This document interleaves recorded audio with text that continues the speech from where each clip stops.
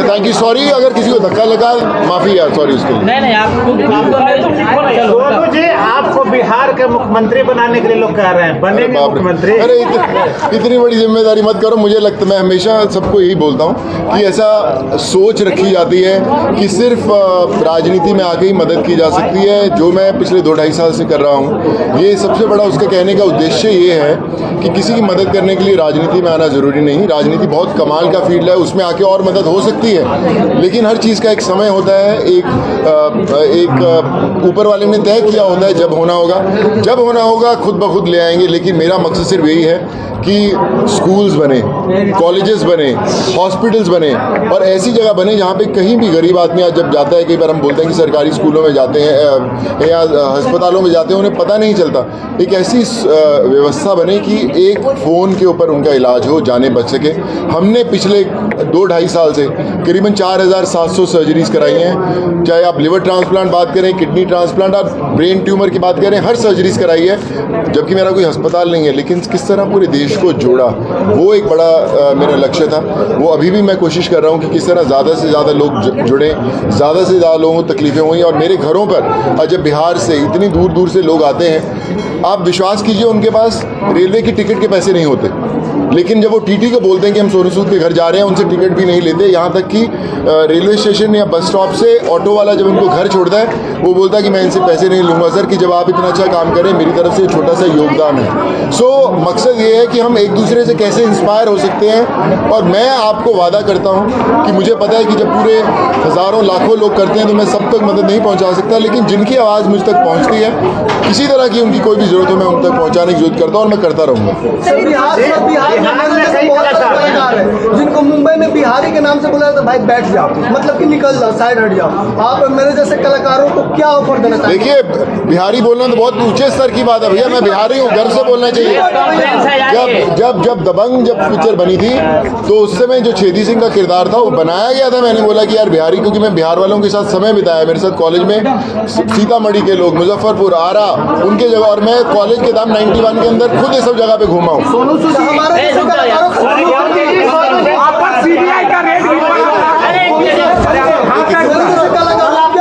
मैं यही कहना चाहूँगा कि भाई टैलेंट को यही कहना चाहूँगा कि टैलेंट एक ऐसा पानी का बहाव होता है जिसको कोई रोक नहीं सकता। सोनू सूद बिहार आने का पूरा आपका मकसद क्या है? इस स्कूल में आने का क्या मकसद है? आप क्या मकसद लेके आए, पहले वो बता दीजिए, उसके बाद लोग अरे यार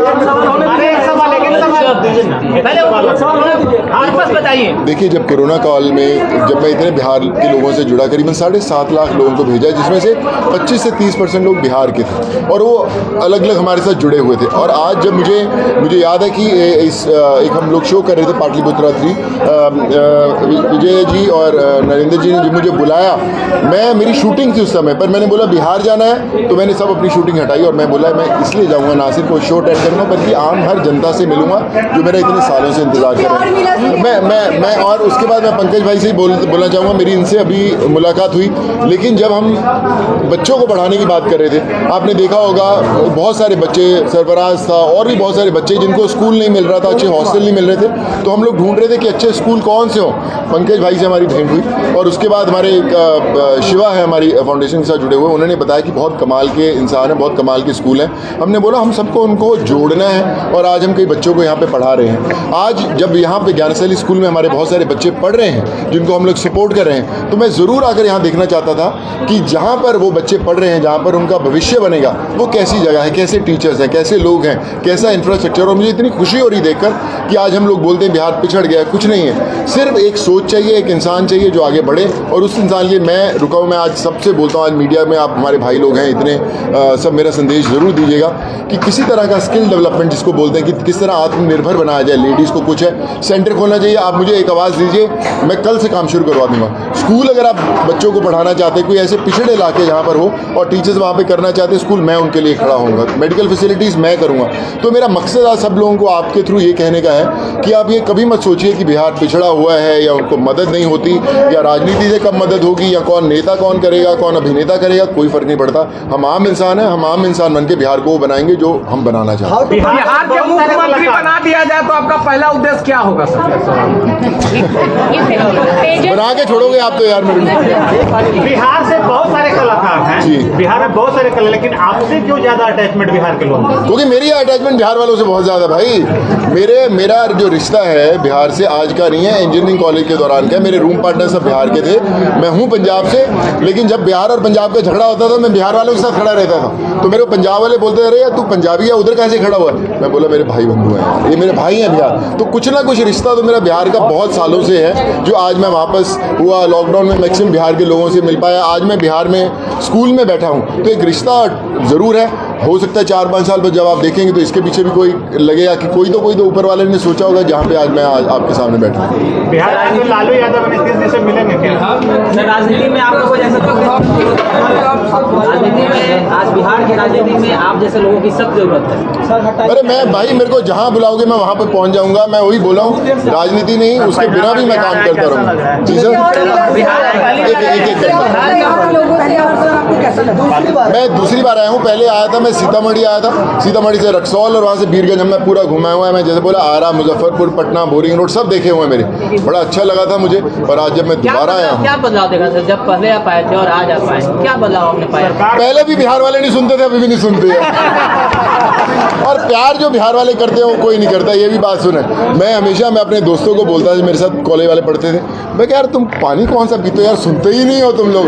पर आज भी हम लोग देखते तो सुनते नहीं, लेकिन जो दिल है बिहार वालों का उसमें इतना प्यार से भरा हुआ है और इतना उनके अंदर स्नेह है कि उसका जो रिश्ता है वो कहीं नहीं। मैं जितना बिहार में मुझे प्यार मिलता है, मैं पंजाब में जहाँ पैदा हूँ, मुझे उससे ज़्यादा बिहार में प्यार मिलता है। अब ये होता है बिहार, इसलिए मैं वापस आता हूँ। बिहार के लिए आप हीरो हो कि विलेन? देखिए, मैं आम जनता हूँ और आम जनता से बड़ा हीरो कोई नहीं है। पर्दे पर सिर्फ आप एक्टिंग कर सकते हो, चाहे हीरो की करो, विलन की करो, लेकिन जब सड़कों पे उतरना पड़ता है, आम जनता के बीच में उतरना पड़ता है, चाहे वो कोई भी वो असली है। जनता को मदद किए थे तो सीबीआई रेड पड़ा था। यहाँ के यूथ के बारे में आप क्या संदेश देना चाहेंगे, जो बहुत कुछ आज इनोवेटिव कर रहे हैं, स्टार्टअप ले रहे हैं, उनके बारे में आप क्या बोलेंगे? मैं खुद स्टार्टअप्स जो कर रहे हैं लोग, मैं खुद ऑलमोस्ट 5 कंपनियों को सपोर्ट कर रहा हूँ। हमने 3 कंपनियाँ बहुत बड़ी बना दी हैं। मैं खुद 2 बिहार के बहुत बड़े स्टार्टअप्स हैं जिनके लिए मैं उनसे ऑलरेडी कर रहा हूँ। आज भी मेरी उनसे मुलाकात हुई। सो मैं कहना सभी से चाहता हूँ कि बिहार में अगर आप देखिए कितने IAS और IPS अफसर सबसे ज़्यादा बिहार से आते हैं। क्यों आते हैं? क्योंकि दिमाग बिहार वालों का इतना है। अगर उनको हम लोग वो सुविधा दे दें, अगर वो उनको प्लेटफॉर्म दे दें, तो आप सोचिए कि बिहार मतलब देश चला सकता है, इतना उनके अंदर समझ है। पर उसी की कोशिश है कि हम लोग बिहार को वो दें जो बिहार को सालों से मिलना बड़ा ज़रूरी है, जो बिहार डिज़र्व करता है। उसके लिए मैं आगे खड़ा हूँ और मेरी बहुत सारी चीज़ें हैं जो मैंने माइंड में रखी हुई हैं। बस आप ये दुआ मानते रहिएगा कि वो सब हो, और फिर आप देखिएगा जब अगली बार मैं बोलूँगा कि आप बोलेंगे कि सोनू सूद आप सही में बिहार के अंदर वो बदलाव लेके आए। फिल्म इंडस्ट्री की स्थापना की बात हो रही है, फिल्म इंडस्ट्री की स्थापना की बात, आपका कितना सहयोग मिलेगा? देखिए, मैं हमेशा खड़ा हूँ। एक बात मुझे रास्ते में जब मैं आ रहा तभी भी मैं बोल रहा था, फिल्म इंडस्ट्री बनाते हैं लोग, वहाँ के आर्टिस्ट, और कितना वो काम देते हैं। मैं हमेशा खड़ा हूँ। मुझे किसी तरह का कभी भी कोई भी मेरी तरफ से योगदान रहा है। कैसे कॉन्टैक्ट कर सकते हैं हम आपसे? अब मैं दे दूँगा मेरा ऑलरेडी प्रोडक्शन हाउस है सर। मैं तो पिक्चर ही बिहार के लिए बनाने के लिए। देखिए, मैं हमेशा कहता हूँ एक ऑफिस खोलना इंपॉर्टेंट नहीं होता, उससे काम नहीं चलता कि मैंने अगर एक मेरा सोनू सूद प्रोडक्शन ऑफिस खुल गया, उससे काम नहीं है। मेरा मकसद ये है कि मैं यहाँ पे एक ऐसा चैनल क्रिएट करूँ ताकि कोई जो भी लोग आर्ट से जुड़े हुए हैं, जो बॉम्बई जाने से डरते हैं, मुंबई जाने से डरते हैं, उनको पता हो कि यार हम लोग वहाँ पे एक अपना पोर्टफोलियो या हम अपना वहाँ पे CV दे दें तो कहीं ना कहीं कनेक्शन जुड़ जाएगा। उसकी मैं पूरी सोनू सूद